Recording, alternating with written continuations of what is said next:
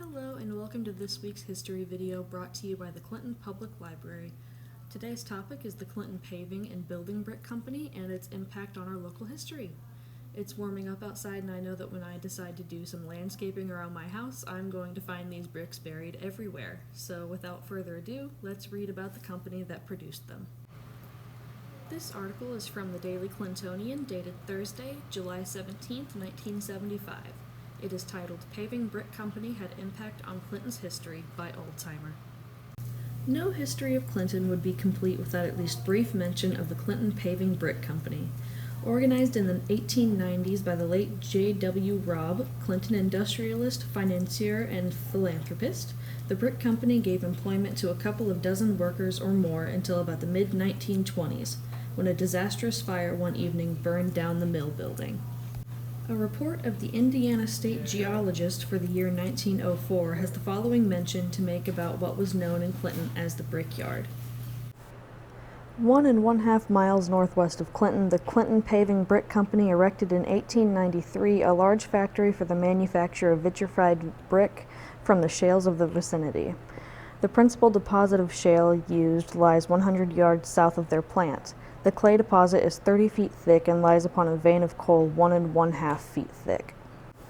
About 2½ acres have been worked, but down to within 8 feet of the coal since the factory was erected. The surface is stripped down and then everything used down to the sheety shales above the coal. The company does not own the land but pays $100 per year for the shale used. About 140 tons are used each day to make 31,000 brick. The pouring of the shale is let by contract, the boss receiving 83 cents for getting out the material for each 1,000 brick and furnishing everything except the cars and tracks of tramway. 13 men, each receiving an average daily wage of $1.55, are working in the pit. Clinton Paving Brick can still be found as parts of paved streets in many towns in this part of the country. Some of the, quote, Brickyard employees recalled by the writer were Dan Slater and his son, Otto. Also the Sims brothers, Tom and Ben, all of whom are now deceased. The site of the Brickyard was purchased by the late T.L. McDonald, who was founder of the Clinton One-Half Century Club, and named McDonald Lank by him. It is still known by that name, but owned by Don Strain, local restaurateur, written in 1966 Oldtimer. I guess when you are about the oldest of the local old-timers, you are supposed to be an encyclopedia of community history. The latest was a woman visiting in Clinton who had been at Burke's restaurant. She was interested in the bricks that pave their parking lot, which bear Clinton in a diamond shape. She wanted to know where the brickyard that produced them was located, and, quote, she had me there. I know that it was at the northwest edge of Clinton, and so far as I know there is no trace of what was once a big Clinton business, back when this was also a thriving coal town. The only clue I could give her was that I understood the material that went into the bricks came from what was once called, quote, the shale pit, and later Lake McDonald. The brick plant must have been close by. There was not a lot more information in that old 1913 county history. It says only that the Clinton Paving Brick Company's plant was located, quote, within Clinton city limits. The company was established in 1890 with a capital of $50,000. M.L. Morey was president, H.C. Dyes, treasurer, L.W. Robb, secretary and manager, B.H. Morgan and M.C. Wright were directors. The first output of the plant came in August 1893, and the plant had a capacity of 40,000 bricks a day. Its paving brick was said to be of, quote, superior quality. The company owned 65 acres of land, produced its own raw material, and had enough, quote, to furnish all that is needed for many years to come. The plant employed 65 workers and operated the year around. It was the second largest plant of its kind in Indiana. When the plant closed, no one seems to know, but the business probably fell off when brick pavements went out of fashion and were succeeded by asphalt.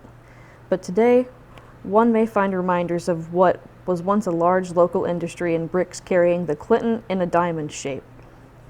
Notice how what several generations referred to as, quote, the shale pit became Lake McDonald is another story and a reminder of a remarkable Clinton citizen whose vision was in advance of the time. Tom McDonald was an insurance agent, as I recall, and I believe he once served as Clinton city clerk. He was well in advance of his time when he conceived the idea that older people needed something to draw them together and make life a bit more interesting. So with Bill Johnson, Curly Russell, and a few others, he organized the 1/2 Century Club of America. It was a true lodge with a ritual which drew from the rituals of Masonry, Odd Fellows, and Knights of Columbus, I am told. Membership was open only to those 50 years and over, but later he organized a junior degree, and I was a member. I often helped out the lodge work. McDonald had big ideas. It was not too long until the present clubhouse came into being. There was a lot of activity, including an annual smelt dinner, a thriving bar, and many social activities. When I arrived in Clinton, the 1/2 Century Club was just beginning to grow, and the meetings were held in the basement of the old Morgan's Emporium, where Rosenblatt stands now. Harmon Morgan, the last of the Morgan family to be in business, operated a drugstore in part of the old building, and he, too, was one of the club organizers. With its new clubhouse in operation, the 1/2 Century Club grew rapidly, and so did Tom McDonald's plans. Now he organized a national branch, and I believe there was once a 1/2 Century Club lodge at Brazil. Now we get to Lake McDonald. The old shale pit and grounds were purchased, and a small clubhouse was erected there for the 1/2 Century Club members' summer picnic use. The lake was dubbed Lake McDonald in Tom's honor, after a naming contest. Most of the fire went out of the 1/2 Century Club when McDonald died. The AARP had been organized now, and it carried on some of the vision that had been Tom's. Today, the 1/2 Century Club still carries on, but it is a far cry from the vision that motivated its organizer.